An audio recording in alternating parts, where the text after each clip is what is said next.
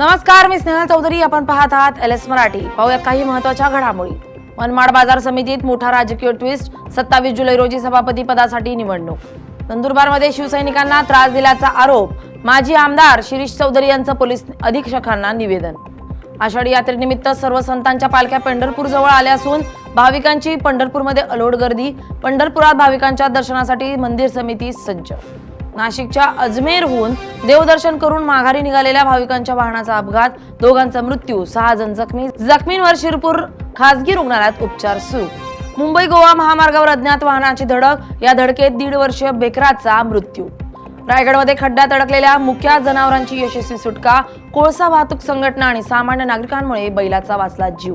धाराशिवमध्ये जीन्स पॅन्टच्या खिशात ठेवलेला मोबाईलचा अचानक स्फोट. तरुण थोडक्यात बचावला. प्रसंगावधानामुळे मोठा अनर्थ टळला. भिवंडीच्या कातकरवाडीत सर्पदंशानं महिलेचा दुर्दैवी मृत्यू. परिसरातून हळहळ व्यक्त केली जाते. पावसाळ्याचा 1.5 महिना उलटला, मात्र लातूर जिल्ह्यात अजूनही समाधानकारक पाऊस झालेला नाही. लातूरच्या प्रकल्पात केवळ 15.32% पाणीसाठा. दमदार पावसाची प्रतीक्षा कायम. हिंगोलीच्या नरसी नामदेव परिसरात पावसाची दमदार हजेरी. खरीपाच्या पिकांना जीवनदान, शेतकऱ्यांना दिलासा. या होत्या काही महत्त्वाच्या घडामोडी. पाहत राहा LS मराठी, सत्याची नवी दिशा.